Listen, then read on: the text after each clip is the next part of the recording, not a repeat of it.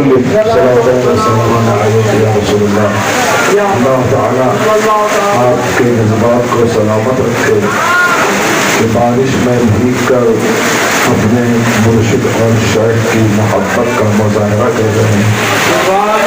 جس محبت میں قربانی ہو، جس محبت میں قوت برداشت ہو، جس محبت میں ایثار ہو، وفا ہو، وہ محبت قیمتی ہوتا ہے.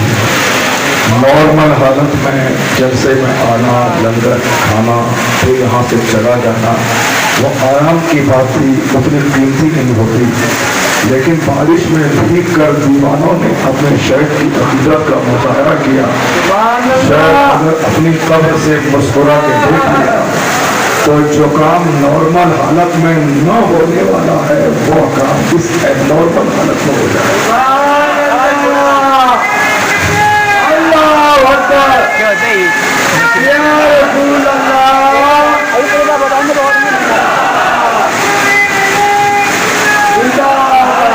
اللہ تبارک و تعالی آپ سبوں کی اس محنت کو، اس مشقت کو قبول فرمائے. میں جو جائز مرادیں ہیں اللہ تعالی سب کی جائز مرادوں کو پوری فرمائے.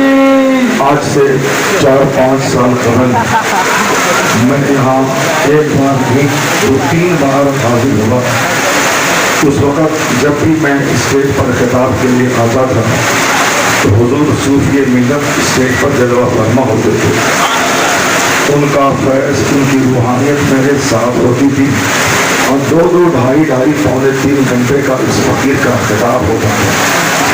لیکن آج میں دیوانوں کا ٹھاٹے مارتا ہوا سیلاب بارش میں بھیگتے ہوئے جب میں اسے دیکھ رہا ہوں، ایسا کہیں سے بھی نہیں لگ رہا ہے کہ صوفی ملت اسٹیج پر موجود نہیں ہے.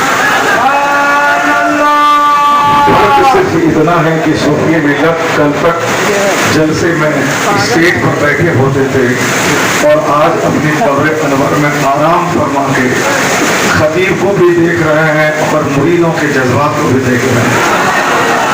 یہی وجہ ہے کہ جو روحانیت، جو اسپرچولیزم ان کی موجودگی میں دیکھنے کو ملتا تھا، آج بھی پھٹی آنکھوں سے اس کا تماشا میں دیکھ رہا ہوں کہ کہیں سے بھی عقیدت پھیکی نہیں ہوئی ہے.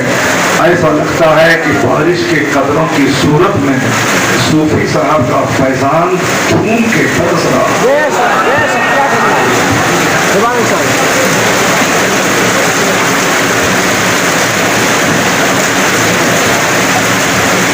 اللہ تبارک و تعالی صوفی صاحب کو قبر میں کروٹ کروٹ رحمت و نور کی بارش عطا فرمائے. ان کے درجات کو بلندی عطا فرمائے. اللہ تعالیٰ ان کی قبر کو مرجع خلائق بنائے، مخلوق کی حاجت روائی کا مرکز بنائے. اللہ اس قبر انور کے صدقے میں ہم سبوں کی جائز تمناؤں کو پوری کرے. بس شیخ آپ کے زندہ ہیں اپنی قبر میں، وہ مشاہدہ کر رہے ہیں. اب اس فقیر کی گفتگو سنیں کہ جو دیکھنے میں زیادہ حسین بھی نہیں تھا، پتلا دبلا نہیں اور لاغر درویش تھا، جس کا رنگ بھی بہت زیادہ گورا نہیں تھا، جن کے باپ داداؤں کا بیک گراؤنڈ بھی بہت زیادہ اسپلینڈڈ نہیں تھا. ہندوستان میں بہت ساری خانقاہیں ہیں، بہت سارے پیر ہیں جو اپنے باپ داداؤں کی عظمت کے نام پہ ان کی دکان چمک رہی ہے. ان کا باپ قطب تھا، ان کا دادا افضال تھا، ان کا پردادا اوتاد تھا. اس طرح سے اب اگر ان کی قبر پہ ہزاروں کی حاضری ہو رہی ہے، ان کی خانقاہ چمک رہی ہے، ہزاروں دل پہ ان کے نام کی حکمرانی ہے، تو لوگ کہتے ہیں کہ یہ اثر ان کے دادا کا ہے، یہ اثر ان کے باپ کا ہے. اگر کوئی بمبئی شہر میں پیدا ہوا، وہ پیر پورے ہندوستان کا دورہ کیا، تو لوگ کہتے ہیں مہانگری سے یہ پیر آتا ہے.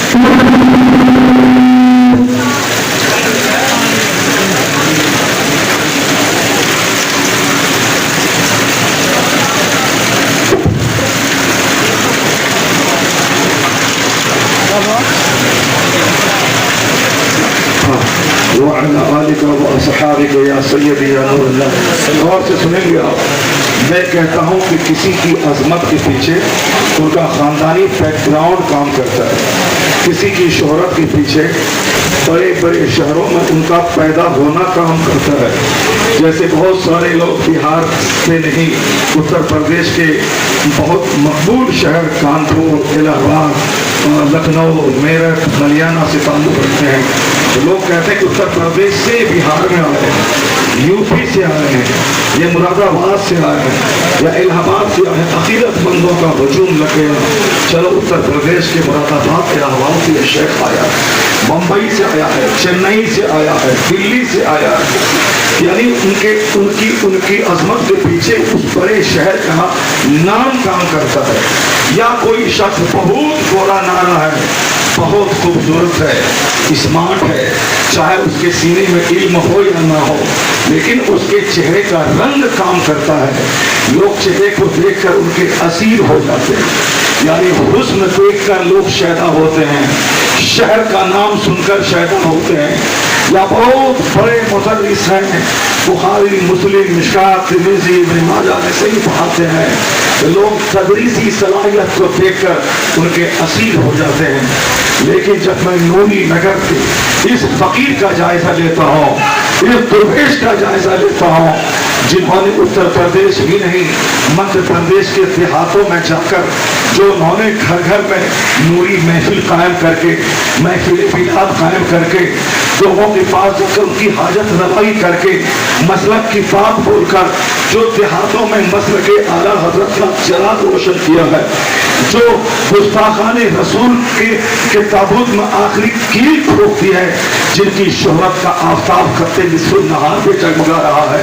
बम्बई में सूफी इफ्तिखार साहब, कश्मीर में सूफी इफ्तिखार साहब, बिहार के खित्तों में सूफी इफ्तिखार साहब, मध्य प्रदेश तो उनका समझ लीजिए कि अखाड़ा था, सूफी इफ्तिखार साहब। यानी एक दुर्वेश पतला दुबला, बिल्कुल काला कलोटा, नहीं लाकर देहात में पैदा हुआ, वह बम्बई में बड़े बड़े शहरों पे फौकियत ले गया, बिहार के बड़े बड़े शहरों में नाम ले गया, सबकत ले गया।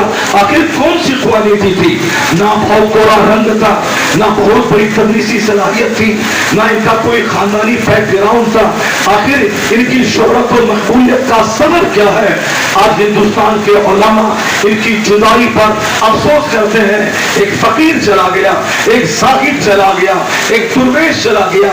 इनकी अजमत के पीछे न बाप दादाओं की अजमत काम कर रही है, सिर्फ मसलके आला हजरत की तबलीग का जो तलका इनके पास है, और औलिया सालिहीन की 1400 साल तारीख में कि जो सब कुछ अल्लाह के लिए छोड़ देता है, अल्लाह उसका हो जाता है।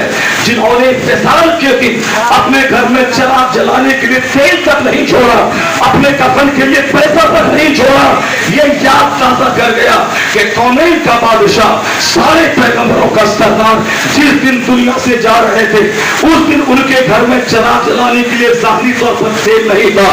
जिस दिन पैगंबर आजम का फिसाल हुआ, उस दिन सरकार दो जहां का ज़िरा एक यहूदी के घर में रहन था। यानी कौनैन के मालिक की सादगी का यह आलम। गौसे आजम के लंगर से दुनिया बनती थी, लेकिन अपने खाने के लिए सादी रोटी, चौकी रोटी होती थी। आला हजरत के खानदान से दुनिया बनता था, लेकिन सादगी का आलम एक फिरनी की प्याली से सहरी और एक पान से इफ्तारी करते थे। यानी बुजुर्गों का जो तुर्रे इम्तियाज था, सादगी, मसलक का काम और सादगी, यह दोनों क्वालिटी इस दुर्वेश के अंदर भरी हुई थी। नतीजे में अल्लाह ने इस देहात से निकाला और शहरों में रहने वालों पे इसे फौकियत अता कर दिया। इसके नाम का सूरज चमकने लगा। मसलक आला हजरत का जो सच्चा हो जाता है, वो देहात में पैदा हो, वो देहात शहर वालों के लिए काबिले रश्क बन जाता है।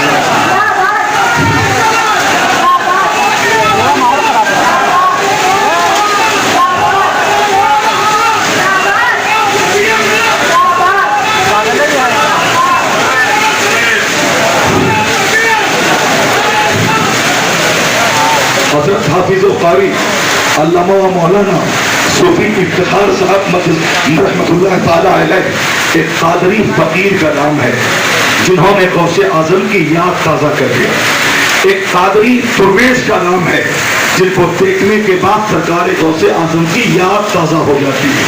आप जरा गौर से सुनिए कैसे याद ताज़ा हो जाती है। سرکار غوث اعظم سلسلے قادریہ کے شیخ اور امیر کا نام ہے. سرکار غوث اعظم اولیاء و صالحین کے سردار اور امام کا نام ہے. قیامت تک کوئی ولی نہیں ہوگا جب تک کہ غوث اعظم کی مہر اس پہ نہ لگ جائے. بہت سارے سلسلے ہندوستان اور دنیا بھر میں ہے، لیکن اللہ نے جو مقبولیت غوث اعظم کے سلسلے کو دی ویسی مقبولیت دور دور تک کسی خانقاہ کسی سلسلے کو نہیں ملی. اور غوث اعظم کا نائب ہر دور میں رہے گا، ہر صدی میں رہے گا، ہر خطے میں رہے گا، تاکہ ان کو دیکھنے کے بعد جن لوگوں نے غوث اعظم کو نہیں دیکھا ہے وہ ان کو دیکھنے کے بعد غوث اعظم کی وہ زندگی کو سن لے، غوث اعظم کی زندگی کو پڑھ لے، غوث اعظم کی زندگی کو سمجھ لے. غوث اعظم میں بے شمار اوصاف تھے. ایک وصف تھا بے نیازی کا، یعنی بے نیازی، مال و دولت کو نگاہوں میں ذلیل سمجھنا، حقیر سمجھنا. جب تک یہ کوالٹی پیدا نہیں ہوگی اس وقت تک کوئی ولی نہیں ہو سکتا. ولی بننے کے لیے ضروری ہے دنیا کو طلاق دینا، ولی بننے کے لیے ضروری ہے موٹا چھوٹا پہننا، ولی ہونے کے لیے ضروری ہے روکھا سوکھا کھانا، ولی ہونے کے لیے ضروری ہے غلاموں کو بریانی پلاؤ گوشت کھلانا اور اپنے لیے چٹنی روٹی کھانا. ولی ہونے کے لیے ضروری ہے فقیروں کے گھر میں چولہے میں آگ سلگانا، اپنے گھر میں فاقے پہ رہنا. یہ فقیروں اور درویشوں اللہ والوں کی پہچان ہے. جیسے پیغمبر اعظم کے گھر سے سارا زمانہ بنتا ہے، وہ رحمت دو عالم ہے جو قاسم النعمت والارزاق ہے. ساری دنیا مصطفیٰ کی دی ہوئی روزی کھاتی ہے، مصطفیٰ قاسم النعمت والارزاق ہے. لیکن پیغمبر اعظم کا ذاتی حال کیا ہے؟ سرکار کا ذاتی حال یہ تھا. جناب سیدہ عائشہ فرماتی ہے رأیت الہلال ثم رأیت الہلال الاخری، میں ایک چاند دیکھتی، دوسرے مہینے کے چاند کو دیکھتی، یہاں تک کہ تیسرے مہینے کا چاند نظر آتا. 2 مہینے گزر جاتے لیکن مصطفیٰ کے گھر والوں کے چولہے میں آگ تک نہیں سلگتی تھی. پوچھا کہ امی جان کیسے گزر بسر ہوتا تھا؟ امی جان مخدومہ کائنات سیدہ عائشہ رضی اللہ تعالی عنہا فرماتی ہے 2 کالی چیزوں سے گزر بسر ہوتا تھا جن کے کھانے کے لیے اگر حضور چاہتے جنت سے 3 وقت غذا آ جاتی، حور و غلمان وہاں سے دست تھال لے کے آ جاتے. سرکار کو اللہ نے کہا تھا آپ چاہیں میرے محبوب تو میں عرب کے ریگستانوں کو سونا بنا دوں، میں عرب کے پہاڑ کو آپ کے لیے گولڈ بنا دوں، یا سونا بن کے آپ کے پیچھے چلے. یہ آج ہم لوگوں کے لیے بھی ایک مشعل راہ ہے سرکار کی سیرت. ہم لوگوں کو پیسے کی فکر نے نماز چھوڑوا دیا، بال بچوں کی ملازمت کی فکر نے ہمیں بے دین بنا دیا، زیادہ پیسہ کمانے کی ہوس نے چہرے سے داڑھی چھین لیا، زیادہ دولتوں کی للک نے سر سے ٹوپیاں اتار دی. یعنی جب تک دنیا کی خواہش جب سے پیدا ہوئی تب سے نماز کی ادائیگی کے تعلق سے بھی ڈھیلے ہم پڑ گئے. نماز قضا ہو رہی ہے مگر پیسہ چاہیے، رمضان کا روزہ قضا ہو رہا ہے مگر پیسہ چاہیے. پیغمبر اعظم نے اپنی زندگی سے کیا غلاموں کو بتایا ہے؟ اگر دنیا بہت بڑی چیز ہوتی تو حضور تینوں ٹائم جنتی غذا کھاتے. اللہ نے کہا تھا کہ آپ چاہیں میں احد کے پہاڑ کو آپ کے پیچھے چلا دوں گولڈ بن کر، آپ جیسے چاہیں وہ رہیں. مگر پیغمبر اعظم نے کیا کہا تھا؟ غلاموں یہ دنیا آج ہے کل ختم، یہ پانی کا بلبلا ہے کل ختم ہو جائے گا، یہ دنیا کی عمر بہت مختصر ہے، یہ ذل الزائل یعنی یہ زائل ہونے والا سایہ ہے جو ابھی یہاں ہے فوراً یہ سایہ ڈھل جائے گا. تو حضور نے جس کو ذل زائل کہا تھا ہم نے اسے حقیقی ایبوڈ سمجھ لیا، ہم نے اسے پرماننٹ ٹھکانہ سمجھ لیا. ہم نے اس دنیا کی فکر میں آخرت کو آگ لگا دی، ہم نے جنت کو داؤ پہ لگا دیا. جبکہ پیغمبر اعظم نے کیا کہا؟ الہی میرے لیے سونا کا پہاڑ نہ بنایا جائے، ایک دن کا کھانا دے تاکہ میں جب کھاؤں تو تیرا شکر ادا کروں، اور دوسرے دن میں فاقے سے رہوں تاکہ فاقے پہ میں صبر کیا کروں. سرکار دو جہاں نے کیا کہا؟ صبر اور شکر، یا ان 2 چیزوں کو زندگی میں داخل کر لے. نعمت جب اللہ دے تو شکر ادا کر، اس نعمت میں دوسروں کو شریک کر لے. اور جب اللہ آزمائش کے طور پر غریبی دے، مفلسی دے، رزق کی تنگی دے تو اور فول مت کرنا، تنقید مت کرنا، شکوہ مت کرنا، دوسروں سے اپنی غریبی بیان مت کرنا، بلکہ صبر کی چٹان سینے پہ رکھ لینا اور صبر کر لینا. صبر کرنے والے کو اللہ تنہا نہیں چھوڑتا ہے.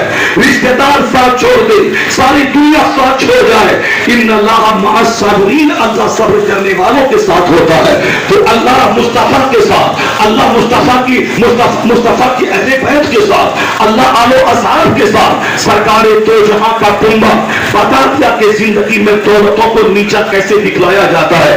سیدہ کائنات مخدوم کائنات فاطمہ الزہرا ہے، شہید اعظم کی والدہ محترمہ، آپ نے روزے کی منت مانی ہے، گھر میں افطار کے لیے کچھ نہیں ہے، یہودی کے یہاں سے جو قرض لایا گیا اس کا آٹا تیار کر کے روٹی بنائی گئی، افطار کے لیے بیٹھے ہیں مولا علی، افطار کے لیے بیٹھے ہیں سیدہ فاطمہ، افطار بیٹھی ہیں سیدہ فاطمہ، افطار کے لیے بیٹھی ہیں سیدہ کنیز فضہ، یا تینوں وہ اشخاص افطار کے لیے بیٹھے ہیں۔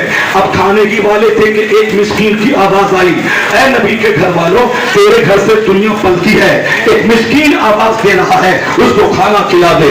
تینوں اشخاص نے روٹیاں اٹھا کر اس مسکین کو دے دی، پانی پی کے افطار کر لیا۔ دوسرا روزہ چالو ہے، دوسرے بھی افطار کے لیے بیٹھے، ایک مسکین ایک یتیم نے آواز دی، اے نبی کے گھر والوں، تمہارے گھر سے یتیم پلتا ہے، ایک یتیم دروازے پہ دستک دے رہا ہے، کئی دن کا بھوکا اسے دے دے، 24 گھنٹے میں 48 گھنٹے سے فاقہ ہے، بھوکے ہے، اس کے باوجود روٹی اٹھا کر اس یتیم کو دے دی گئی۔ پھر تیسرا روزہ چالو ہے، تیسرے دن ایک قیدی دروازے پہ آ گیا، کہا اے نبی کے گھر والے، قیدی ہوں، بھوکا ہو، مجھے کھانا کھلا دے۔ پھر تینوں اشخاص نے روٹیاں اٹھا کر اس قیدی کے حوالے کر دی، عرش پہ دھوم مچ گئی۔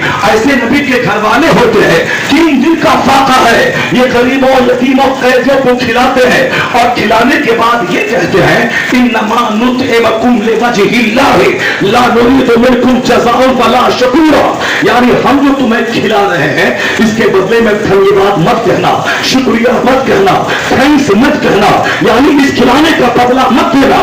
جو لوگ 10 روپے دے کر 10 بار اعلان کرواتے ہیں، غریبوں کو کھلوا کر اپنے گھر میں جھاڑو لگا لیتے ہیں، عالم دین کو چندہ دینے کے بدلے میں 1 گھنٹہ بیٹھا کر اپنے گرینائٹ اور واش روم کے ماربل کی تعریف کرواتے ہیں، پھر جا کے زکات کی رقم اس کو لکھواتے ہیں، وہ جان لے یہ مصطفیٰ کے گھر والے ہیں کیا کہتے ہیں، 3 دن کا فاقہ ہے مگر زبان پہ کوئی شکوہ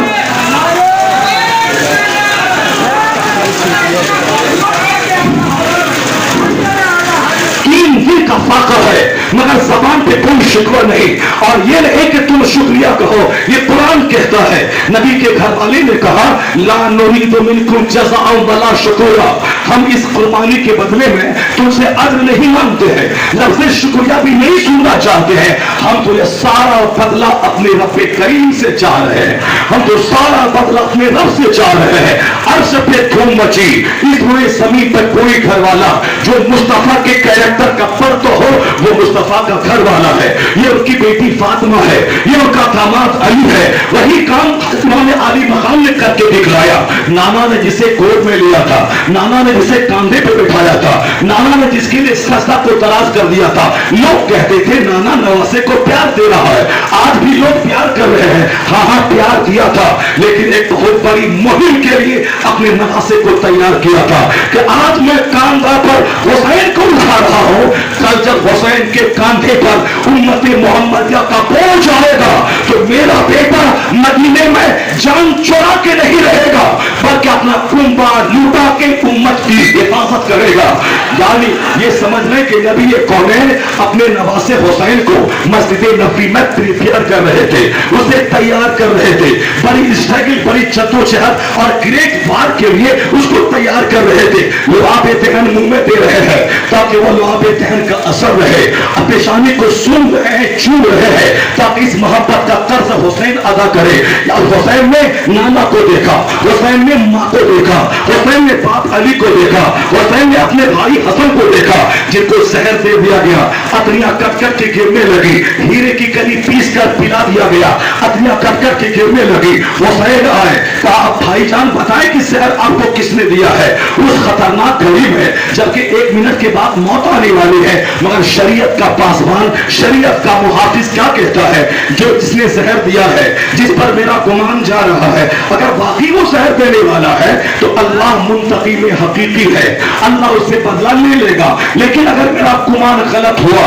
اس نے زہر نہیں دیا, تو میں نہیں چاہتا کہ میری وجہ سے ایک بے گناہ آدمی قتل کیا جائے. روح نکل رہی ہے مگر شریعت کا محافظ جاتے جاتے شریعت کی پاسبانی کر رہا ہے. تکلیفیں ہو رہی ہے مگر شریعت کا محافظ اپنے حساب سے محض گمان کے طور پر کسی کو پھنسا کے نہیں جا رہا ہے, اپنے بھائی کو صبر کی تلقین کر رہا ہے. حسین نے دیکھا تھا شریعت کی پاسداری کیسے ہوتی ہے, شریعت پر عمل کیسے ہوتا ہے. یہ اپنے بھائی حسن سے سیکھا تھا. جس حسین نے حسن کو دیکھا, باپ علی کو دیکھا, سیدہ فاطمہ کو دیکھا, رات رات بھر سجدہ ہے اور پھر سجدہ کمپلیٹ نہ ہونے پر افسوس ہے. یعنی جس نے فجر ظہر عصر مغرب عشاء ادا کی, اپنے ہاتھ سے چکی پیسی, اپنے ہاتھ سے پانی کھینچا, گھر میں جھاڑو لگایا, ساری مصیبتیں سہی, اور جب ساری دنیا سو جاتی مصلی پہ کھڑی ہو جاتی تھی, اس کے بعد تو دعا کرتی تھی الہی لمبی رات بنا دے تاکہ تیرے محبوب کی بیٹی دل کھول کر سجدہ کر سکے.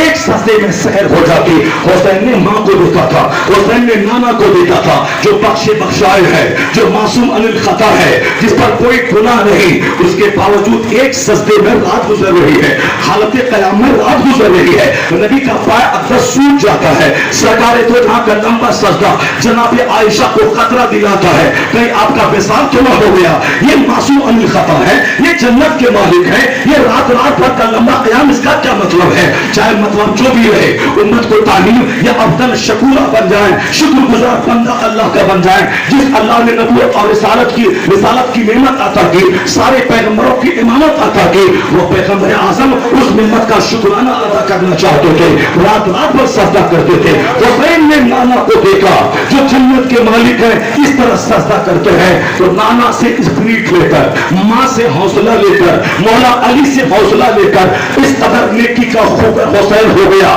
کہ 55 سال کی عمر میں 25 حج امام حسین نے پیدل کر کے دنیا کو دکھلا دیا. اعلیٰ قسم کا گھوڑا موجود ہے لیکن گھوڑے پہ آپ بیٹھ نہیں رہے ہیں. اعلیٰ قسم کا گھوڑا موجود, غور سے سنیے, اعلیٰ قسم کا گھوڑا موجود ہے مگر گھوڑے پہ نہیں بیٹھتے. کیوں؟ اس لیے نہیں بیٹھتے کہ میرا پاؤں اللہ کی راہ میں گرد آلود ہو جائے, پاؤں میں مٹی لگ جائے. حضور نے فرمایا ہے جس کا پاؤں اللہ کی راہ میں دھول زدہ ہو جائے, مٹی لگ جائے, جہاں تک مٹی لگے گی وہاں تک جہنم کی آگ حرام ہو جائے گی. اللہ کے خوف سے جو روئے گا, جہاں تک آنسو کے قطرے بہیں گے وہاں تک جہنم کی آگ حرام ہو جائے گی. کبھی کبھی مدرسہ آیا جایا کیجئے, ننگے پاؤں جائیے, خانقاہ ننگے پاؤں جائیے, پاؤں میں مٹی لگنے دیجئے, یا سوچ کر کہ جو فی سبیل اللہ آتا جاتا ہے اس کے پاؤں پہ جہنم کی آگ حرام ہو جاتی ہے. اپنے بچے کے لیے بہت آپ نے رویا, مکان کے لیے بہت رویا, اپنی بیٹی کی صحت کے لیے بہت رویا, اپنے گھر کے بیماروں کے علاج کے لیے بہت رویا, کاروبار کے ڈیولپمنٹ کے لیے بہت رویا, اس دکان کے بعد وہ دکان ہو جائے بہت آپ نے آنسو بہایا. اجمیر میں سید علی شاہ رحمۃ کے مزار پر صوفی صاحب کے بعد بہت رویا, بیٹا کے لیے, بیٹی کے لیے, صحت کے لیے, اچھے داماد کے لیے, مکان کے لیے, کمرشل کمپلیکس کے لیے, 2-4-10 لاکھ کی کار کے لیے بہت آنسو بہایا ہے. کبھی کبھی اس خانقاہ میں آ کر جنت کے شوق میں آنسو بہائیے, جہنم کے خوف سے آنسو بہائیے, آخرت کے لیے آنسو بہائیے. جہاں جہاں وہ قطرہ جائے گا جہنم کی آگ کو حرام فرما دے گا. حسین اعظم کا 25 حج کرنا یہ بتاتا ہے کہ تقوی کے اعلیٰ معیار پر فائز ہے. خود بھوکے رہ کر غریبوں کو کھلانا یہ بتاتا ہے کہ متقیوں کے سردار کا نام ہے. اب جب اخیر میں وہ وقت آ پڑا ہے اپنے نانا کا وعدہ وفا کرنا, نانا کی امت کا تحفظ کرنا, ایک ظالم و جابر کے ٹینے کو توڑنا, اس کی طاقت کو کمزور کرنا, اس راہ میں چاہے جتنی مصیبتیں آئے اس کو انگیز کرنا. میدان کربلا میں کنبہ لے کے پہنچ گئے. پھر 23 دن کا فاقہ ہے, پھر 7 دن سے پانی بند ہے, 3 دن سے دانا بند ہے, بھوکے پیاسے بچے ہیں. علی اصغر کی سوکھی زبان, علی اکبر کا سوکھا ہوا حلق, مستورات کی آنکھوں کے آنسو کے قطرے, करने और क़िमा में आपके आबार व अंसार का कई दिन से भूखा रहना, यही मुसीबत काफी थी। भूखा देखा बाल बच्चों को बाप से देखा नहीं जाता। करबला में सारी मुसीबत जमा हो गई, भूख की मुसीबत, प्यास की मुसीबत, परदेश की मुसीबत, अपने लोगों के हाथों तकलीफ उठाने की मुसीबत, जिसके घर से सारी दुनिया पानी पिए। क़यामत के दिन मुस्तफा के हौज से सबको हौज़े कौसर का चाम मिलेगा, सबको सैलाब करेंगे। उनका बाल बच्चा दरिया फरात के किनारे का एक कतरा पानी के लिए तरस रहा है। यही विडंबना, यही ट्रेजेडी है। दुनिया कहती हुसैन को तकलीफ हुई, मैं कहता हूँ ये हुसैन का सब्र था, ये हुसैन की तनाव थी, ये हुसैन का तवक्कुल था, ये हुसैन का इम्तिहान था, ये हुसैन की आजमाइश थी। मुस्तफा ने कभी हुसैन को बचाने के लिए दुआ नहीं की, जब भी दुआ की सब्र की दुआ की, जब भी दुआ की इस्तिकामत की दुआ की, जब भी दुआ की हक पर डटे रहने की दुआ की। हुजूर ने कभी नहीं कहा मेरे नवासे से मुसीबत को डाल दे, फातिमा ने कभी दुआ नहीं की मेरे बेटे से मुसीबत को डाल दे, हसन ने कभी दुआ नहीं की मेरे भाई से मुसीबत को डाल दे। जब भी फातिमा ने दुआ की इस्तिकामत की दुआ की, हक पर डटे रहने की दुआ की, इम्तिहान में कामयाबी की दुआ की, तो करबला में इम्तिहान हो रहा है। यजीद कहता था कैसे हुसैन नहीं झुकेगा, 22,000 की तलवार चमकेगी, हुसैन झुक जाएगा, उनके घर में फाका होगा, हुसैन झुक जाएगा, उनके बच्चे कटेंगे, हुसैन नॉर्मल हो जाएगा। यजीद का सबसे बड़ा मोटो था हुसैन का हाथ लेना, कैसे नहीं हाथ देगा। दमिश्क का पहलवान यहाँ है, मिस्र का पहलवान यहाँ है, अरज़क यहाँ है, तलहा यहाँ है, यजीद बिन तमीम कहतबा यहाँ है, यजीद अब्दही यहाँ है, तमीम बिन कहतबा यहाँ है। यानी हुसैन के मुकाबले के लिए बड़े बड़े मिस्र के पहलवान को जमा कर लिया गया, दमिश्क के सोरमा को जमा कर लिया गया। 82 अफराद है इस खेमे में, 22,000 की फौज जमा कर ली। यहाँ बीमार है, औरतें हैं, बच्चे हैं, क्या मतलब था। हुसैन जब फौज देखेगा तो पर बैत कर लेगा, जब जंग शुरू होगी उनका बच्चा कटेगा, हुसैन छूट जाएगा। लेकिन दुनिया ने देखा सागरीन का सरदार, मुत्तकीन का सरदार, नेकों का सरदार, वो इम्तिहान दिया कि यजीद हाथ मल के रह गया। 22,000 की तलवार चमकाई, सारे सूरमा को सामने ले आया, कंधा पे पहरा बिठाया, मगर हुसैन के सब्र को सदा बाल बच्चे कर गए, मगर चेहरे पे मुस्कुराहट है, खानदान कर गया, मगर आप कभी आंख में आंसू के कतरे नहीं है कि हम मुसीबत में क्यों पड़ गए। मेरी माँ फातिमा मुतजद्दी औरतों की सरदार, मुझको मुसीबत क्यों आ गई। हुसैन कभी नहीं बोला मैं मुस्तफा का नवासा, मुझ पे मुसीबत क्यों आ गई। हुसैन कभी नहीं बोला मैं अली फातिह खैबर का बेटा, मुसीबत क्यों आ गई। मुसीबत बढ़ती जा रही है, हुसैन का सब्र बढ़ रहा है, हुसैन की इस्तिकामत बढ़ रही है। यजीद सारी एनर्जी झोंक दिया, मगर हुसैन का हाथ नहीं ले सका। हुसैन के घर में फाका, हुसैन के घर में प्यास, हुसैन के घर में गर्मियां, हुसैन के घर में मुसीबतें, हुसैन के घर में दर्द, लेकिन हुसैन के चेहरे पे मुस्कुराहट है।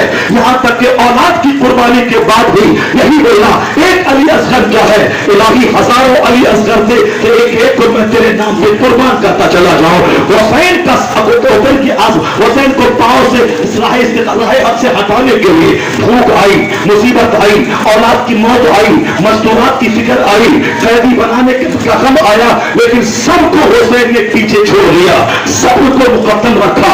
72 जख्म नेज़ों के, हजारों जख्म तीरों के सहकर सरे आज़मीन जमीन पे जब आ गए, सरे अक़दस को सजदे में रखा, अल्लाह की बड़ाई बयान की, सर दे दिया, हाथ यजीद को नहीं दिया। जर्रा जर्रा पुकार उठा, यजीद अपने मकसद में नाकाम हो गया। यजीद का मकसद था हुसैन का हाथ लेना, यजीद हाथ नहीं ले पाया। हुसैन का मकसद था जमीन का सौदा नहीं करना, हाथ नहीं देना। सारी मुसीबत आई, हुसैन अपने वादे पे डटा रहा, जख्म से बदन छलनी हो गया, औलाद कट गई, मैं हुसैन अपने मौके से हटा नहीं, हक पर डटा रहा, हाथ नहीं दिया, जमीन का सौदा नहीं किया। दुनिया क्या उठी, यजीद अपने मकसद में हार गया और हुसैन अपने मकसद में कामयाब हो गया।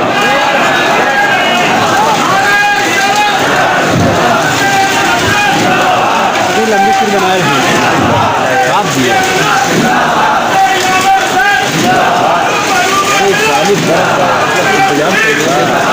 अहले بیت اطہار کے گھر میں اہل بیت اطہار کے گھر میں فاقہ ہے، اہل بیت اطہار کے گھر میں لاشیں ہے، اہل بیت اطہار کے گھر میں مصیبتوں کا انبار ہے، لیکن زبان پہ شکوہ نہیں ہے، زبان پہ کوئی شکایت نہیں ہے، کوئی تنقید نہیں ہے. یہی پیغام ساری دنیا کو مل رہی ہے. فائدہ پتہ یہ چلا کہ ولی بننے کے لیے مصیبتوں کا سہنا، آزمائشوں کی وادی سے گزرنا، فقر و فاقہ سے گزرنا، سادگی سے کام لینا، اللہ کی دی ہوئی مصیبت پہ صابر و شاکر رہنا. بدن میں بیماری لاحق ہو جائے پھر بھی یہ نہیں بولنا میں بیمار کیوں پڑ گیا، میں بچپن سے نمازی ہوں، میں بچپن سے متقی ہوں، میں کیوں بیمار پڑ گیا، میں کیوں بیمار پڑ گیا. نہیں، سرکار دو جہاں کو بھی بخار کا اثر ہوا. صحابہ کرام میں کسی کے پاؤں میں درد، کسی کے پاؤں میں درد، کسی کے دانت میں درد. حضرت صدیق اکبر کی کنیز کہتی ہے آپ تو مصیبت کی بڑی فضیلت بیان کرتے ہیں لیکن میں نے آپ کو کبھی مصیبت میں تڑپتے ہوئے نہیں دیکھا. صدیق اکبر نے کہا اگر میں اپنا درد بیان کر دوں تو پھر تم سمجھے گی کہ میں سب سے بڑا دکھی ہوں. انہوں نے کہا مجھ کو تحت میں شدید درد ہوتا ہے، ایسا درد کہ دوسرے کو ہو تو بے چین ہو جائے، لیکن میں اس پہ صبر کرتا ہوں، میں درد کو چھپاتا ہوں، تیرے نزدیک ظاہر نہیں ہونے دیتا ہوں. صدیق اکبر کو درد، فاروق اعظم کو درد، عثمان غنی کو درد، مگر فرق اتنا ہے کہ میرا درد 10 آدمی جان جاتا ہے، ان کا درد کوئی نہیں جانتا، ان کا درد خدا جانتا ہے. وہ اپنے رب کے سامنے درد بیان کرتا ہے، دوسروں کے سامنے درد بولے وہ درد اور بڑھ جاتا ہے، رب کے سامنے بولے وہ درد میں آسانی پیدا ہو جاتی ہے. یہی طریقہ ہے جب گھر میں کوئی بیمار پڑے، مصیبت آئے، سب سے پہلے مصیبت کے دور کرنے والے رب کی بارگاہ میں سجدہ ہو جائے. بیٹی جوان ہو جائے، 50 آدمی کو فون کر کے نہیں بولنا ہے بیٹیاں جوان ہو گئی ہے، کوئی لڑکا دیکھنا کمانے والا، پیسہ کوئی نہیں ہے، دیکھنا کوئی دیندار جو مطالبہ جہیز نہ کرے. یعنی 50 آدمی کو فون کرتا ہے. لڑکی کو ہو گئی 35 سال، شادی ہونے کا نام نہیں لیتی. لڑکی کو ہو گئی 40 سال، چونکہ انہوں نے فون کیا ہے دوستوں کو، فون کیا ہے اپنے احباب کو، فون کیا ہے دور کے بھائی کو، فون کیا ہے مولانا کو. میں کہتا ہوں جب تک تو دنیا سے نا امید نہیں ہوگا، جب تک تیرا دل شکستہ نہیں ہوگا، تیری بیٹیا کی شادی نہ ہوگی. جس دن سارے لوگ دغا دے جائے، کوئی تیرے لیے کوئی کام نہ کرے اور تم ٹوٹ جاؤ کہ میرا سارا صرف اللہ ہے، جس دن اللہ کے حضور آنسو بہاؤ گے، آنسو سوکھے گا نہیں کہ تیری بیٹیا کا رشتہ مل جائے گا. پہلے رب کے حضور تو آ جاؤ، پہلے سجدہ تو کرو. بیمار کا علاج پہلے کرواتے ہو، ڈاکٹر کے پاس پہلے جاتے ہو، فون پہلے کرتے ہو ڈاکٹر کو، اس کے بعد میں صدقہ کا خیال آتا ہے. مگر پیغمبر اعظم نے کہا تھا کہ تاہو ہمارا تھا تم بھی صدقہ، اپنے بیمار کا علاج پہلے صدقہ کر کے کیا کر. یعنی جب بیمار پڑے صدقہ کر، اس کے بعد ڈاکٹر کے پاس جا. جب تک تدبیر پہ نظر رہے گی پریشانی ہوگی، جب مسبب الاسباب پہ نظر رہے گی تو اللہ غیب سے سبب پیدا فرما دے گا. ہماری تکلیفوں کے سنگین ہونے کا سب سے بڑا کارن یہی ہے کہ ہم جب ساری دنیا سے تھک جاتے ہیں تب رب قدیر کے حضور آتے ہیں، جبکہ سب سے پہلے وہاں جانا چاہیے تھا. حسین کی سادگی لاجواب، حسین کا صبر لاجواب. اب قیامت تک کے متفقہ فیصلہ ہے کوئی ولی نہیں ہو سکتا جب تک کہ ان کی زندگی میں سادگی نہ ہو، کوئی ولی نہیں ہو سکتا جب تک کہ گھر میں فاقہ نہ ہو، کوئی ولی نہیں ہو سکتا جب تک کہ وہ بیمار نہ پڑے، کوئی ولی نہیں ہو سکتا جب تک اس کو درد نہ ہو. ولی اور غیر ولی میں فرق یہ ہے کہ غیر ولی بیمار پڑے وہ چلاتا ہے، وہ روتا ہے، ڈاکٹر کے سامنے بھیک مانگتا ہے. اور ولی اگر بیمار پڑے بیماری بڑھتی جاتی ہے، ان کی مسکراہٹ بڑھتی چلی جاتی ہے، ان کا صبر بڑھتا چلا جاتا ہے. سرکار غوث اعظم ہے، ولیوں کے سردار ہے، بے نیازی سادگی کا یہ عالم ہے. لنگر سے دنیا پل رہی ہے، اپنے لیے فقر و فاقہ ہے. حج کے سفر پہ نکلے ہیں، شہر میں ایک جگہ قیام ہوا، بڑے بڑے مالدار مرید آ گئے، حضور میرے گھر میں قیام فرمائے. لیکن غوث اعظم نے بڑے مالداروں کے گھر میں قیام نہیں کیا، سب سے شہر میں جو سب سے زیادہ غریب تھا اس کے گھر میں قیام فرماتے ہیں. جب غریب کے گھر قیام پذیر ہوئے تو شہر کے اور آس پاس کے بڑے بڑے عمرا غوث پاک سے ملنے کے لیے آ گئے. मुलाकात भी हुई, तोहफों तहाई भी पेश किया। गरीब का छोटा सा घर तोहफों से भर गया, घर से बाहर तोहफों की बौछार लग गई, तोहफा ही तोहफा था। कोई दूसरा पीर होता मेरी तरह तो तमाम घोड़ा मंगवा के, सारे तोहफों को सिल के, लारी मंगवा के या घोड़ा मंगवा के लोड करके अपनी खानका अपने घर में पहुंचवा देता। मगर पीरों का इमाम, पीरों का सरदार, दुनिया को पांव के नीचे रोकने वाला, वो अली का बेटा, वो हुसैन का शहजादा, जिस अली के सामने दुनिया सज धज के आई थी। मेरे मौला अली ने कहा था, मैंने तुझको तलाक दिया, मैंने तुझको तलाक दिया, मैंने तुझको तलाक दिया। लोगों ने कहा हुजूर किसको तलाक दिया? कहा दुनिया सच के आई थी और कहती थी मुझको कबूल कर लीजिए, मगर मैंने दुनिया को तलाक दे दिया। मौला अली ने दुनिया को तलाक दे दिया। घर में फक्र फाका है, सारे वलियों का बाप, सारे वलियों का सरदार, शहरे इल्मे नबी का दरवाजा, दुनिया को तलाक दे दिया। इस दुनिया को कभी अपने करीब नहीं आने दिया। तो इस तरह से सैयदों के घर में फाका और दुर्वेशी और ये साहिर के घर में साहिदाना जिंदगी, ये रिवायत है। आला हजरत के पास, आला हजरत भी कैसे मुबल्लिग थे, उनके पास एक सैयद साहब आता था, आते थे, वो कहते थे कि हजरत बड़ी गरीबी है, बड़ी परेशानी है, बड़ी मुफलिसी है, दुआ फरमा दे। हमेशा सुनते थे आला हजरत, सैयदों का बड़ा एहतराम करते थे। एक दिन आपसे रहा नहीं गया, अपना कलम रोक करके सैयद साहब से मुखातब हो गए, कहने लगे सैयद साहब मैं मुझे एक मसला आप बताइए, बाप ने किसी औरत को तलाक दे दिया हो, क्या उस औरत से बेटे का निकाह करना जायज है क्या? मसला यही है, अगर बाप के निकाह में कोई औरत आ गई, बाप मर गया या बाप ने तलाक दे दिया, उस औरत से उनके बेटों का निकाह करना हराम है। निकाह तो बहुत दूर की, निकाह तो एक जायज चीज है। अगर किसी जवान औरत को किसी मर्द ने हाथ लगा दिया शहवत के साथ, वो औरत उनके बेटों के लिए हराम हो जाती है। बाप ने जिससे निकाह किया औलाद के लिए वो औरत हराम है।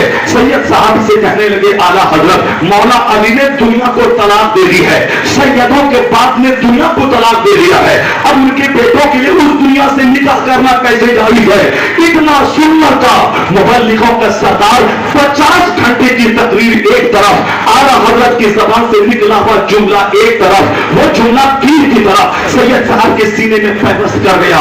सारी जिंदगी तक वो जिंदा रहे, आला हजरत के पास आते रहे, मगर दोबारा कभी गुर्बत का शिकवा नहीं किया, गरीबी का शिकवा नहीं किया। वो समझ गए तसव्वुफ क्या है, वो समझ गए मौला अली का पैगाम क्या है। इसी तरह से और ये सालहीन इख्तियारी तौर पर फक्र को इख्तियार करते हैं, दौलतें आती है मगर उसमें अपने दिल को उलझाते नहीं है। गौस आज़म ने सारा तोहफा उस गरीब को छोड़कर अपनी जान लेकर वहां से निकल गए।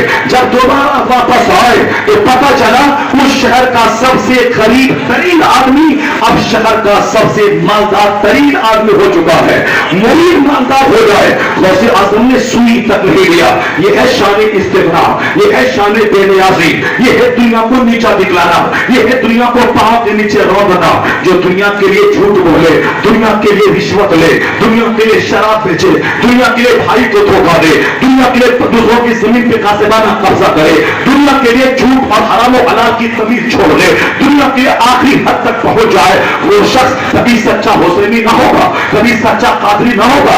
सच्चा कादरी में होगा जो गौसे आजम का फक्र अपने सीने में बसाए, गौसे आजम की शान बेनियाज़ी अपने सीने में बसाए। जब ये बात समझ में आ गई तो समझ ले कि कादरी फकीर होता है जो शान बेनियाज़ी से लैस आरास्ता होता है, जो फकीर हमारी निगाहों के सामने है, जो सारी जिंदगी अपने आप को गौस का गुलाम कहता रहा, गौस का फकीर कहता रहा।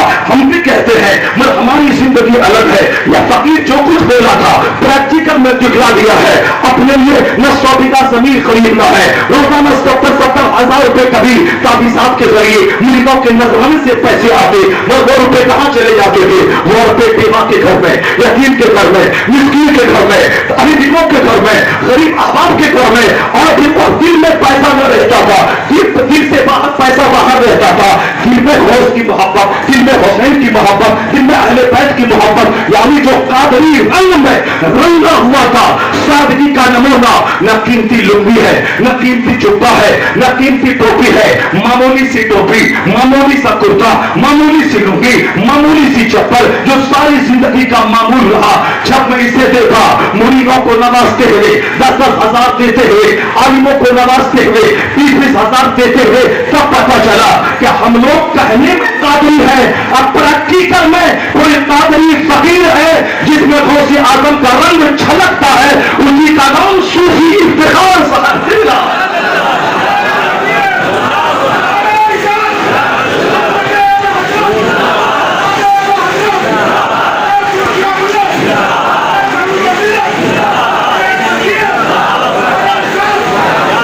हदीस पाक में आया है, इन्नल्लाह युहिब्बुल तक़िय्यल खफ़िय्यल गनी। अल्लाह ताला उस बंदे से दोस्ती करता है जो मुत्तकी हो, जो गुमनाम हो, जो लोगों की दौलतों से बेनियाज हो। वली होने के लिए जरूरी है कि मुत्तकी हो, जिनकी नमाज एक वक्त की न छूटे। नमाज सबसे बड़ा फर्ज है, फर्ज आजम है। नमाज छोड़कर कोई बोलता है ये कुतुब है, ये अब्दाल है, वो झूठा है। ये नमाजी अगर बोलता है कि दिल पर हुसैन आ गए, हुसैन की सवारी आ गई, वो झूठा है, वो झूठा है। चरस पीने वाले पर हुसैन आ जाएगा, अफीम खाने वाले पर हुसैन आ जाएगा, शराब पीने वाले पर हुसैन आ जाएगा, या चरसी के ख्वाब में हुसैन आ जाएगा। वह 2 टका कमाने के लिए झूठ बोलता है, हुसैन आजम का नाम लेता है। यहाँ तो बड़े बड़े मुत्तकी बरसों से मुंतजिर है, किसी दिन ख्वाब में खरामे नाज फरमाए हुसैन ताकि मेरा कलेजा ठंडा हो जाए। किसी दिन ख्वाब में आ जाए हुसैन ताकि मेरे कलेजे पर पाँव रख दें, मेरे कपसीने का सारा संग खुल जाए। बरस से उम्मीद लेकर वह सोते हैं, वह हुसैन का दीदार नसीब नहीं होता। एक चर्सी के सर पे हुसैन आ गए, ये साहब अपनी खाने वाले के सर पे हुसैन आ गए। ये झूठ का खेल कब तक होता रहेगा? ये तमाशा कब तक होता रहेगा? ये मुस्लिम समाज को तबाह करने के लिए ये ढोंगियों के ढोंग कब तक हम सहते रहेंगे? जरा गौर से सुनिए। वो तो पर अल्लाह रब्बुल इज्जत ने वक्त पे इमाम अहमद रज़ा फाज़िले बरेलवी को पैदा फरमा दिया, वरना आज तो सारा हिंदुस्तान मस्जिदों से महरूम हो जाता। आज इन अखाइयों के पास, इन शराबियों के पास सारी दुनिया की हिंदुस्तानियों की भीड़ लग गई होती। मस्जिदों में अज़ान का सिस्टम खत्म हो गया होता, मस्जिदों में नमाज बाजमात पढ़ने का निजाम चरमरा गया होता, मदारिस बंद हो गए होते। चंद जोहला ने कहा कि वो सब ज़ाहिरी किताब पढ़ने से क्या होगा, असल में तो फातिरी किताब है। उन लोगों ने कहा नमाज यहाँ पढ़ने से क्या होगा, नमाज तो काबा में पढ़ा जाएगा। यानी खाना इंडिया में, पीना इंडिया में, पिज़्ज़ा पकाना इंडिया में, और नमाज का सवाल आ जाए तो मक्का मदीना में। जब लोगों ने देखा ये मेरा पीर पहुंचा हुआ है, नमाज मक्का में पढ़ता है, ये हाथ सोया और चादर तान के सोया रहे, मुरीद बोलता है ये इसका जिस्म यहाँ है, इसकी रूह खाने काबा में है। जब ऐसे दलाल मुरीद मिल जाए तो फिर उस पीर को न नमाज है न रोजा है, आराम से खाना पीना, हवा छोड़ना, पकाना करना है, और मुरीदों के नजराने लेना है, मस्तियां करना है, टेलीविजन लगाना है, खालता है, हाथ में रिमोट लेके चैनल बदलना है। जब वो मर जाए तो मुरीद बोलेगा ये टेलीविजन मेरा मुर्शिद देखता था, ये बतौर तबर्रुक रहेगा, ये रिमोट मेरा मुर्शिद चलाता था, ये बतौर तबर्रुक रहेगा। जब दुनिया में आप इस तरह के पीर मौजूद है, उनके मुरीद जो पीर का रिमोट रखा है, जो पीर की टीवी रखी है, जो पीर का आले लाइट रखा है, क्या कहेंगे आप? इस दुनिया में चंद नाचने गाने वालों ने राफिजियत के नाम पे, अहले बैत की झूठी मोहब्बत के नाम पे तमाशा खड़ा किया। यानी नमाज है, नमाज की अहमियत कमजोर पड़ गई। जो काम यजीद के जमाने में हुआ था वो काम पिछले 200 साल के अंदर हिंदुस्तान में होने लगा। नमाज रोजे की अहमियत घट गई, अखाड़ा की अहमियत बढ़ गई, इन चर्सियों की अहमियत बढ़ गई, अहमियत बढ़ गई। जहां कोई चार लंगोटा पहना वह मजलूम और फकीर का ढोंग रच के दूसरों को उल्लू बनाना शुरू किया। शरीयत क्या है, कुरान क्या है, हदीस क्या है, नमाज बाजमात का एहतमाम क्या है? आला हजरत फातिले बरेलवी ने आज से 100 साल पहले हाथ में कलम लेकर एक तरफ गुस्ताखान रसूल की खैरियत पूछा, दूसरी तरफ इन बिदअतियों, इन शम्मा नियाजियों और इन अखाड़ा से खेलने वालों, इन हुसैन की झूठी मोहब्बत का ढोल रचने वालों के खिलाफ जब कलम उठाया, ये तमाशा हुसैन के नाम पे फर्जी इमाम बाड़ा, हुसैन के नाम पे फर्जी करबला, हुसैन के नाम पे फर्जी तीजा 10वां 40वां का बहाना, हुसैन के नाम पे औरतों का 2 कब्रों के पास जाके मिन्नतें मांगना, जिस जहालत की बुनियाद हुसैन ने उखाड़ दी उसी जहालत के फरोग दिया है। आला हजरत ने लिखा ये बिदअत सय्या है, ये हराम है, ये हराम है, इस्लाम को बदनाम करने वाला काम है। लोगों में बहुत बुरा लगा और आला हजरत के जज्बात में इखलास था, उनके फतवे में इखलास था, शरीयत की खिदमत थी। अल्लाह रब्बुल इज्जत ने उनके कलम में वो पुख्तगी दी, उनके मानने वालों की टीम में वो मजबूती दी। मसलक आला हज़रत के उलमा हिंदुस्तान में फिर फैल गए, कोई बिहार में, कोई कश्मीर में, कोई चेन्नई में। उनकी खिदमतों से, उनकी मसाइल जमीला से आज जहां 50-50 फर्जी इमाम बाड़े बनते थे, गैर मुस्लिमों की तरह केले का दरख्त लगता था, आज 99% सारे अखाड़ों का खात्मा हो गया, फर्जी इमाम बाड़ों का खात्मा हो गया। अब हुसैन के जिक्र की मजलिसें मुनक्किद होने लगी, जिक्र शुहदा क़याम पर बयानात होने लगे, वो सारी बिदअतें धीरे धीरे दम तोड़ने लगी। तो आज अगर कोई बोले बिदअतों को मिटाने में, सुन्नतों को कायम करने में इस सदी में किनका हाथ सबसे ज्यादा है, उसका नाम इमाम अहमद रज़ा खां फाज़िले बरेलवी है।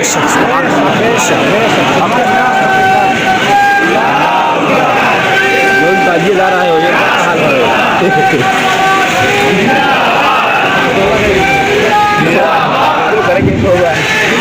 जब बात आ गई कि मसलके आला हजरत की वजह से ये समझ में आज मदरसा आबाद है, खिताब की मजलिसें आबाद है, सीरत के जलसे आबाद है, उलमा का वकार आबाद है, खानकाह की चटाई पर दरवाज़ो नसीहत की महफिल आबाद है। एहसान उसी मर्द कलंदर शेखुल इस्लाम वल मुस्लिमीन इमाम अहमद रज़ा खां फाज़िले बरेलवी का है। उनके मसलक को लेकर जो अलग अलग जगहों पे गए, जिन्होंने खिदमतें की, उसमें अलग अलग नाम आता है। उनका मुबल्लिग मध्य प्रदेश के जबलपुर इलाके में ईदुल इस्लाम बन के गए, बुरहानी मिल्लत बन के गए। उनका मुबल्लिग आला हजरत के मसलक का हुजूर ज़फरुद्दीन बिहारी मलकुल उलमा की सूरत में बिहार की सरजमीन में गए, अब्दुल वहीद फिरदौसी की सूरत में बिहार के खित्ते में गए। उनका मुबल्लिग कश्मीर में गया, उनका मुबल्लिग चेन्नई में गया, उनका मुबल्लिग बेंगलोर गया।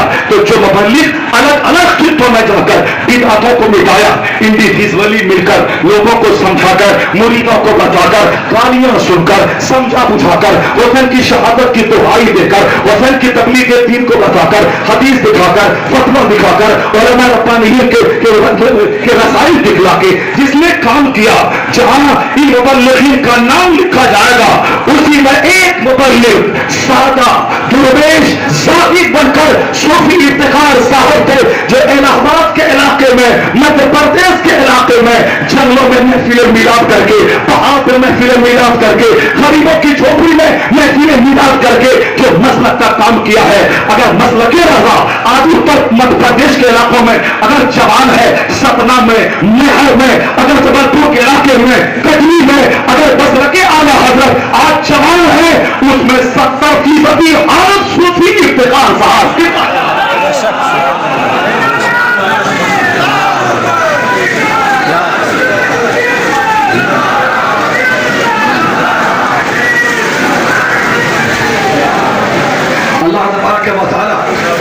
लोगों को अलग अलग काम करने के लिए चुन लेता है, जिसके अंदर जो क्वालिटी होती है अल्लाह ताला उसमें उसे वस्फ़े इम्तियाज अदा कर देता है, उससे काम लिया जाता है दीन का।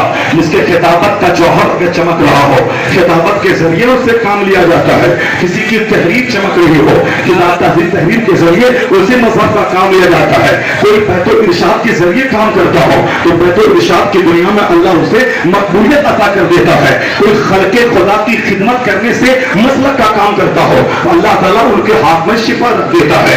कौन नहीं जानता, सूफी साहब किबला के पास एक औरत आती है, कहती है हुजूर मेरी शादी के 10 साल हो गए, मैं बांझ हूँ। बहुत की सारी औरतें बांझ होने का ताना दे रही हैं, शादी के 10 साल हो गए। हालांकि 10 साल हो जाना औलाद का नहीं होना यह इस बात की दलील नहीं है कि औलाद नहीं होगी।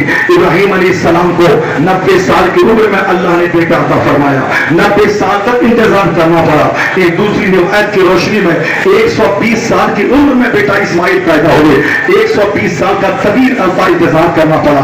90 साल ही मान ले, 90 साल ऐसा बड़ा तवील अरसा होता है। कुरान करीम में आया है अल्लाह जिसे चाहता है बेटा देता है, जिसे चाहता है बेटी देता है, जिसे चाहता है दोनों देता है, जिसे चाहता है दोनों से महरूम करके बांझ बना देता है। ये सारी चीज अल्लाह रब्बुल इज्जत के हाथ में, ये सारा इख्तियार है। अपने बस में रहे तो कोई बेटी पैदा नहीं होगी, हर आदमी बेटा ही चाहेगा। जब सबको बेटा पैदा हो जाए तो बेटी कहां से आएगी? फिर बेटी के लिए आदमी को 50-50 करोड़ रुपए देना पड़ेगा। बेटी मिलेगी बिहार में, लोग 50 करोड़ की थैली लेके जाएगा, मुझको बेटी दे रहे हैं, दुनिया का निजाम शर्मरा जाएगा, तहस नहस हो जाएगा। ये काफिर चाहे समझे न समझे, इस्लाम लाजवाब, इस्लाम का हर कानून लाजवाब, इस्लाम का पैगंबर लाजवाब, इस्लाम का सारा ज़ाब्ता लाजवाब, इस्लाम का सारा आईन लाजवाब। अगर समझ में आए न आए, आज नहीं तो कल समझ में आ ही जाएगा, वह समझ ही जाएगा। एक मर्द 4 शादी करे, लोग कहते थे ये 4 शादियां कर रहा है, ज्यादा बच्चे पैदा कर रहा है। इस पर एक सेमिनार हुआ था भागलपुर के इलाके में। उस सेमिनार में कि हिंदू राइटर ने अपना मजमून में लिखा था कि 4 शादी का कानून, लोग इसे बुरा कहते हैं, लेकिन मेरी समझ में यह कानून फितरत के मुताबिक है, ये कानून लोगों की जरूरत है। कहा वो कैसे? कभी कभी लोगों को बेटियां ज्यादा पैदा होती है, मर्द कम पैदा होते हैं। आमतौर पर अब जब क़यामत करीब आ गई है, बेटियां कसरत से पैदा होगी, क्योंकि बेटा पैदा करने की सलाहियत आदमी के पास से खत्म हो जाएगी। लोग मोबाइल देखते देखते, लोग गंदी तस्वीरें देखते देखते, जो कुव्वत मर्दानगी जो जौहर है, वह जौहर हयात लूट जाएगा। मर्द पैदा करने के काबिल नहीं रहेगा, उनके जरासीम कमजोर हो जाएंगे, जो उनका नुस्खा है वो कमजोर हो जाएगा। अगर बच्चा पैदा न होता है, लड़की का कसूर नहीं, लड़के का कसूर है, क्योंकि कानून में फितरत है। मर्द और आपस में मिलते हैं, दोनों की मनी आपस में एक जगह जमा होती है, दोनों के कीड़े आपस में लड़ते हैं, जो जिस पर गालिब आ जाए, औरत का कीड़ा गालिब आ गया, लड़की पैदा होगी, मर्द का जरासीम गालिब आ गए, मर्द पैदा होगा। अगर सिर्फ लड़की ही पैदा होती हो तो कसूर औरत का नहीं, कसूर शौहर का होता है। इसलिए औरतों को जुलिदा के घर से निकाल देना, तलाक के बारे में सोचना, यह जाहिलाना और एंटी नेचुरल तरीका है। ये कसूर उस मर्द का है, उसे इलाज कराना चाहिए। आखिर जमाने में ज्यादा चिंतित रहना, ज्यादा फिक्रमंद रहना, मकान, दुकान, गाड़ी, मुलाजमत, बच्चों को डॉक्टर, इंजीनियर बनाने के लिए फिक्रमंद रहना, इससे बीमारी भी आती है, जिगर भी कमजोर होता है, कुव्वत बात भी कमजोर होती है। आज से 50-100 साल पहले लोग नमक रोटी खाते थे, बिंदास होकर 8 घंटे की नींद लेते थे, न मकान बनाने का टेंशन था, न औलाद को डॉक्टर बनाने का टेंशन था। बस खाना है, सोना है, इबादत करना है। उसकी एनर्जी ऐसी होती थी कि 70 साल की उम्र में बच्चा पैदा होता था, 90 साल की उम्र में अपनी बीवी के काबिल रहता था। लेकिन आज 28 साल का छोकरा, 40 साल का छोकरा, अफेर मर्द, ये अपनी बीवी के काबिल नहीं है, घर से भागता है, मुंह चुराता है, क्योंकि शादी से पहले या शादी के बाद एंटी नेचुरल मेथड से अपनी कुव्वत को जाहिर कर चुका होता है। बार बार मोबाइल चलाना, गंदी तस्वीरें देखना, गंदे गाने सुनना, उससे कुव्वत कमजोर होती है, मर्दानगी की ताकत खत्म होती है। आखिर जमाने में एक मर्द के पीछे 70 औरतें दौड़ेंगी, क्योंकि मर्द ही नहीं रहेगा। जब मर्द ऐसे नहीं रहेगा, यही गलत आदतें, ये मोबाइल या इंटरनेट से चिपका रहना, गंदी तस्वीरों को देखना आदमी को मर्द बदला देगा। जब बेटी पैदा ज्यादा होगी, बेटा कम पैदा होगा, तो फिर कंपनसेट कैसे होगा? ये बेटियां किसके निकाह में जाएंगी? बेटी है 4 करोड़, बेटा है 1 करोड़, फिर कैसे समाज में समन्वय कायम होगा? समाज में कैसे रवादारी कायम होगी? वह हिंदू राइटर लिखता है कि कभी कभी जंग होती है, उस जंग में मर्द जाते हैं लड़ने के लिए, मर्द मारे जाते हैं। फर्स्ट वर्ल्ड वार में कई करोड़ मारे गए, सेकेंड वर्ल्ड वार में कई करोड़ मारे गए, दोनों को मिलाकर 8 करोड़ से ज्यादा इंसानी जानों की हत्या हुई, उसमें मर्द ज्यादा रहे। उन जंगों में मरने के औरतों का क्या होगा? समाज में सिर्फ औरतें हैं, मर्द नहीं है। वह बोलता इसका कंपनसेशन, इसका समन्वय, इसका कंपनसेट सिर्फ इस्लाम के पास है। वह कानून इस्लाम का कि एक मर्द 4 शादी करे। अगर 4 करोड़ औरतें हैं, 1 करोड़ मर्द है, इस कानून पर अगर अमल किया जाए, इस्लाम का कानून समाज से उतर पुतर को मिटा देगा, समाज में रवादारी कायम हो जाएगा। इस्लाम लाजवाब, इस्लाम का कानून लाजवाब। यही वजह है कि कहने वाला कह दिया, ये पास the only man in history, वो तारीख का तन्हा इंसान था जो दुनिया के लिए यूनिक था, जो दुनिया के लिए मैचलेस था, जो दुनिया के इनकम्पेरेबल था। आज भी मुस्तफा का ज़ाब्ता सबके लिए अमन सुकून देने वाला, चैन देने वाला, बेशुमार बीमारियों से बचाने वाला हुजूर का कानून है। जब सुबह करो तो शाम का इंतजार मत करना, जब शाम करो तो सुबह का इंतजार मत करना। क्या मतलब? अपनी तमन्नाओं को मुख्तसर कर दे, जिंदगी को मुख्तसर समझ ले, अपने आप को मुर्दों में शुमार कर ले। जब तू सोचेगा कि 90 साल जिंदा रहना है, इन बच्चों को पढ़ा के डॉक्टर बनाना है, तो फिर तुमको ढेर पैसा चाहिए। पैसा नहीं मिलेगा तो डकैती करेगा, चोरी करेगा। अगर चोरी करने से भी ना मिला तो पंखे से लटक के मर जाएगा। अभी फांसी पे लटकने का रिवाज जोर पकड़ रहा है, फंदे पे चढ़ने का रिवाज जोर पकड़ रहा है। कोई साहब रिवर फ्रंट में जाके जान दे के आयशा नाम की लड़की वो अपनी जान कुर्बान कर रही है, कोई गंगा में कूद रही है, कोई पंखे से लटक रहा है। औरतों में भी खुदकुशी का रुझान बढ़ गया। अपने मन के मुताबिक दूल्हा चाहती थी, नहीं मिला, खुदकुशी कर लिया। अपने मन के मुताबिक मालदार मर्द चाहती थी, नहीं मिला, वो खुदकुशी कर ली। लड़का अपनी तबीयत के मुताबिक खूबसूरत लड़की चाहता था, नहीं मिली, वो जहर खा के मर गया। वो बेटा चाहता था, नहीं मिला, जहर खा के मर गया। यह दुनिया सारी ख्वाहिशात की तकमील की जगह नहीं है। यह दुनिया को अल्लाह ने इनकम्प्लीट बनाया है। यहाँ सारा सुकून नहीं है, सारा सुकून अल्लाह ने जन्नत में रखा है। चैन नहीं यहाँ दुनिया में नहीं है, सारा चैन जन्नत में है।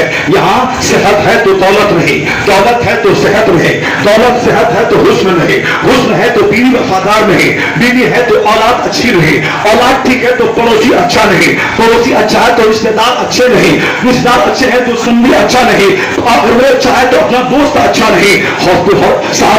ऑफिस में हंगामा है, आग लगी है, समाज में आग लगी है, घर में आग लगी है, पड़ोसी अच्छा नहीं, रिश्तेदार अच्छा नहीं, इस गांव के लोग अच्छे नहीं। मन करता है छोड़कर इलाहाबाद चले जाए, वहां लोग अच्छे नहीं। मन करता है छोड़कर बंबई चले जाए, वहां मन करता है छोड़ के लंदन चले जाए। कहां भागोगे, कहां जाओगे?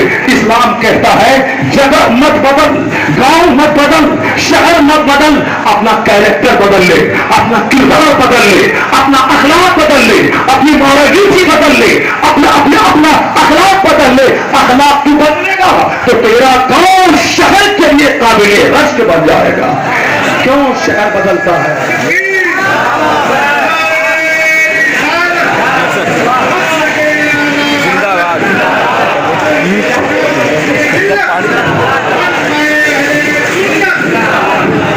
यही पैगाम सूफी साहब किला ने सारी जिंदगी दिया है। कोई बिहार में पैदा हुआ, वो अपने नाम के साथ इलाहाबादी लिखवाता है। कोई इलाहाबाद के साथ गोरखपुर में पैदा हुआ, अपने नाम के साथ देहलवी लिखाता है, ताकि लोग बोले यह देहलवी है, यह बम्बई का रहने वाला है, ये साहब इलाहाबाद का रहने वाला है, ये कानपुरी है, पैदा हुआ उत्तर प्रदेश के पटना में और कहता है कि बिहार के पटना में, बोलता है मैं कानपुरी हूँ, फला कानपुरी, फला इलाहाबादी, फला बरेलवी। पैदा हुआ इंडिया में, बोलता फला मदनी, फला मक्की। ये मक्की क्या है? पैसा कमाने का खेल है। पैदा हुआ देहात में, नाम के साथ मक्की, नाम के साथ मदनी, नाम के साथ इलाहाबादी। क्या मतलब? वह सोचता है कि बड़े शहर से मंसूब रहूंगा, प्रोग्राम भी मिलेगा, नजराने भी मिलेंगे, लोग बोलेंगे बड़े शहर में पैदा हुआ है। कोई सीख ले इस फकीर और तुर्वेश से। या तुर्वेश बंबई में इज्जत की निगाह से देखा जाता था, कश्मीर में इज्जत की निगाह से देखा जाता था, बिहार में इज्जत की निगाह से देखा जाता था। तभी इसने बोला कि मैं दिल्ली में रहता हूं, मैं बरेली शहर में रहता हूं, मैं बंबई में रहता हूं, मैं कानपुर में रहता हूं, इलाहाबाद के देहात नौरी नगर में रहता हूं। इज्जत देहात में रह के कैसे मिलती है? इन्होंने दुनिया को बताया कि इज्जत शहर का लेबल लगाने से नहीं मिलती है, इज्जत टाइटल लगाने से नहीं मिलती है, इज्जत कपड़ा पहनने से नहीं मिलती है। सादगी में रहकर, देहात में रहकर लाखों का मजमा जमा करके बता दिया कि इज्जत न शहर की तरफ मंसूब करने में है, न अच्छा कपड़ा पहनने में है। वो इस्लाम का पैगाम, इन्ना अकरमकुम इंदल्लाहि अत्काकुम, जो तकवा परहेजगारी से काम लेगा वो इज्जत वाला करार दिया जाएगा। ला फضل لعربي على عجمي ولا لعربي على عجمي ولا لعجمي على عربي الا بالتقوى। न किसी अरबी को फजीलत है अजमी पर, न अजमी को अरबी पर। जो मुत्तकी होगा वही इज्जत वाला होगा। इस फकीर ने दुनिया को बता दिया कि जहां इस्लाम की तबलीग होगी, जहां तकवा होगा, वो देहात हो तो शहरों से दूर दूर का लोग देहात को मरकजी बनाए पड़ा।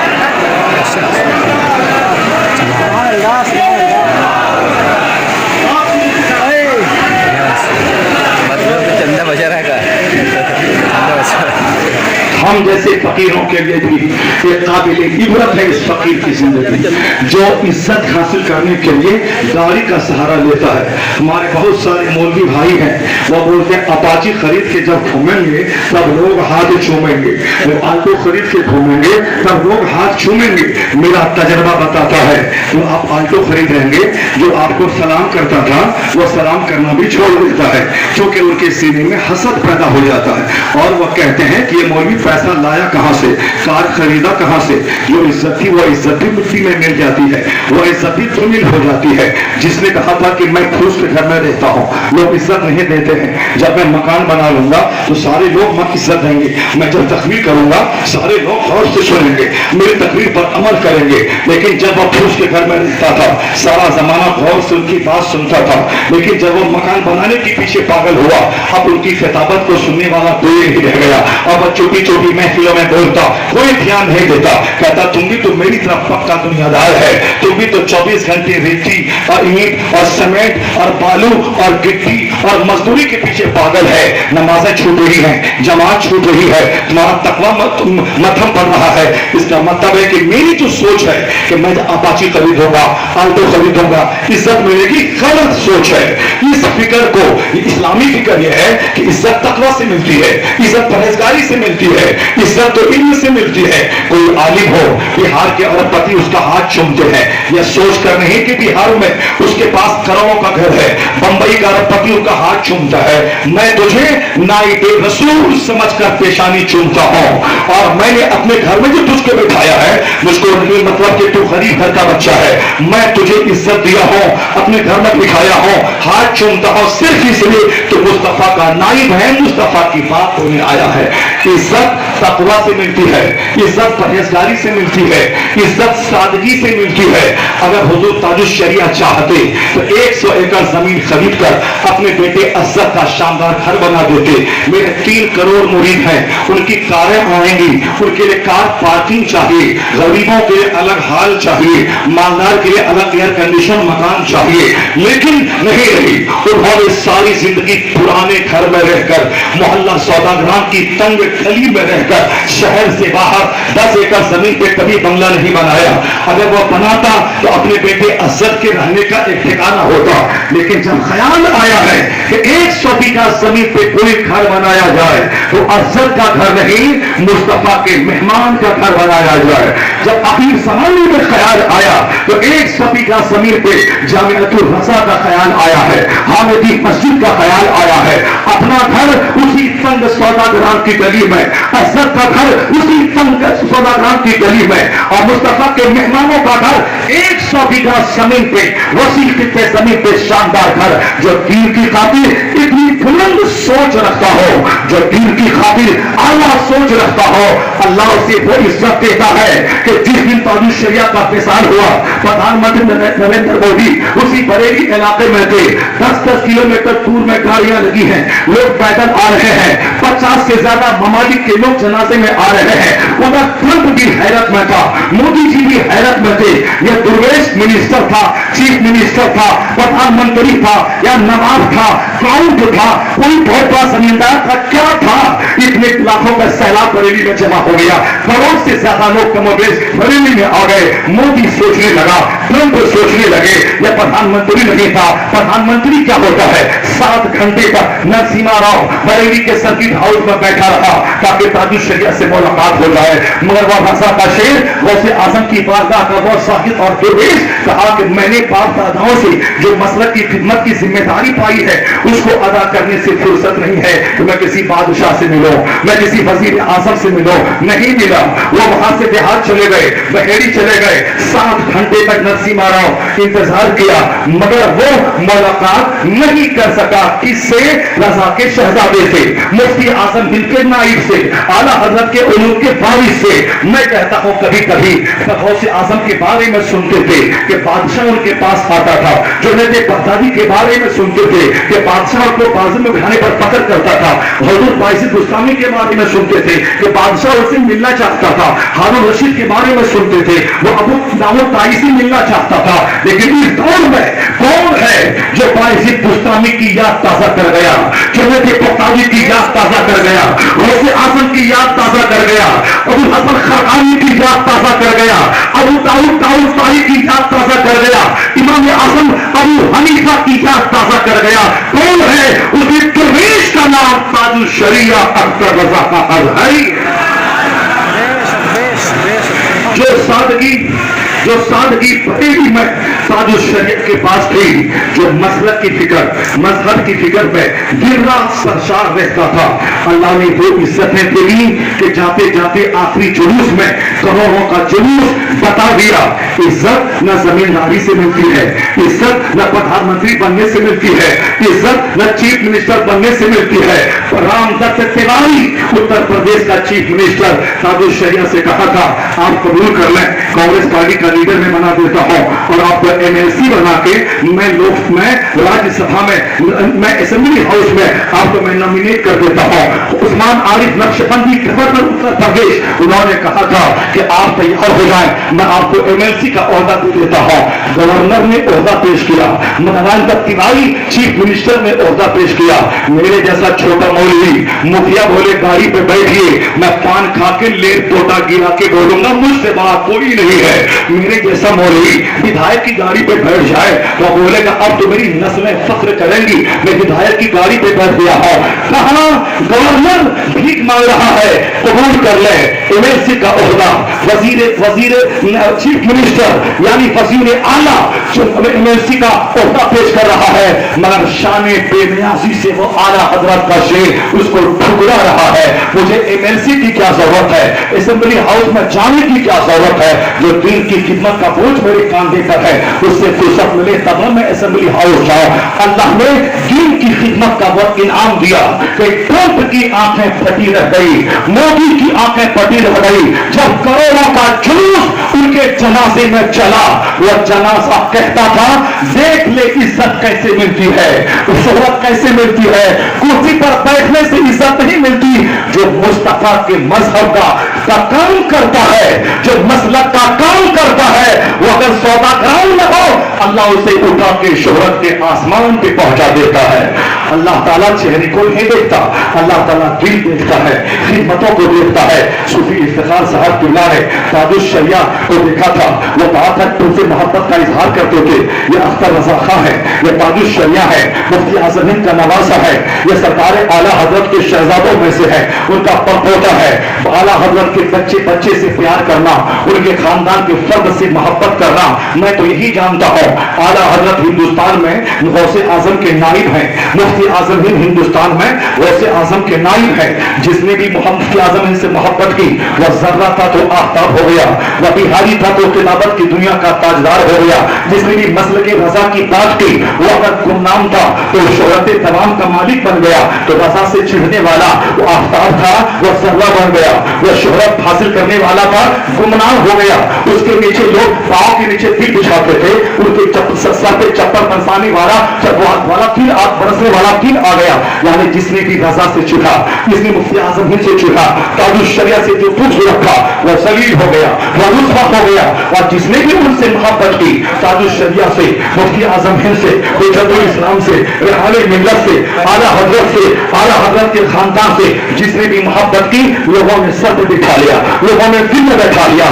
उसी के एक जिंदा मिसाल सूफी इफ्तिखार साहब किबला है, जो आला हजरत का चर्चा करना, मुफ्ती आजम हिंद का चर्चा करना, ताजुल शरिया का चर्चा करना, अपने स्टेज से ताजुल शरिया का नारा लगवाना। जिसने ताजुल शरिया का नारा अपनी खानका से खत्म कर दिया, लोगों ने दिल से उनकी इज्जत को खत्म कर दिया। जिस दरवेश ने ताजुल शरिया का नारा अपने स्टेज पर लगाया, आज वो दुनिया से चला गया। ये हजारों का ठाटे मारता सैलाब बता रहा है। जो रजा की मोहब्बत का असीर होता है, उनके दिल की उनकी मोहब्बत करोड़ों दिलों में होती है। लोग उनके पांव के नीचे दिल बिछा देते हैं। जो रजा का हो जाता है, आवाम मोदी हो जाती है। सरकार आला हजरत सब आशिक रसूल थे, उस आशिक रसूल से कुछ न रखा जाए, उस आशिक रसूल से सच्ची मोहब्बत की जाए, उनके मसलक को गले से लगाया जाए, हर मौके पे जो रहनुमा हुई है उस रहनुमाई को गले से लगाया जाए। इस दुर्वेश ने जाते जाते उस सुन्नत को ताजा कर गया कि जिस दिन उनके घर में कफन के लिए पैसा तक नहीं था, आखिर इनके हजारों रुपए क्या होते थे, लाखों रुपए क्या होते थे। अब जो आकर के बीमार होती है, पता चलता इनका घर इसी फकीर से चलता था। अब तो कोई यतीम आता है, उनका घर उसी से चलता था। जब कोई बीमार होता आता है, उसका घर इसी से चलता था। खिदमत खल्क और नमाजों की पाबंदी और मसलक की खिदमत, यह तीन चीजें थी जो सूफी साहब को अपने मुआज़रीन में मुमताज कर गया। सच्चा गुलाम इनका ये होगा जो पांचों वक्त नमाज पाबंदी से पढ़ेगा, खिदमत खल्क करेगा, सादगी से काम लेगा। वो अपने घर में अगर रहे, सूफी साहब उनके साथ रहेंगे, उनका फैजान उनके साथ रहेगा, उनके वसीले से दुआ करेंगे, दुआ कबूल होगी। जाहिरी ढोंग नहीं, सादगी अपनाए, नमाजों की पाबंदी अपनाए, मतलब के आला हजरत की रस्सी को मजबूती से थाम ले। जब भी अल्लाह को पुकारेंगे, मुर्शिद का वसीला देंगे, यहाँ ना भी आए, घर में रहे, मुर्शिद आपके साथ होंगे। इनकी अता से रब आपकी मुरादों को पूरी फरमाएगा। अल्लाह तबारक व तआला हमको और आपको सभा को मसलक के आला हजरत के इस दाई, इस मुबल्लिग के मिशन पे चलने की तौफीक अता फरमाए। इनकी तालीमात और हिदायत और इरशादात पे अमल की तौफीक अता फरमाए। हमें मसलक के आला हजरत की रस्सी को मजबूती से थामे रहने की तौफीक अता फरमाए। अपने किरदार और अमल को बुलंद करने की तौफीक अता फरमाए। आमीन व आखिर दावाना अनिल हम्दुलिल्लाह।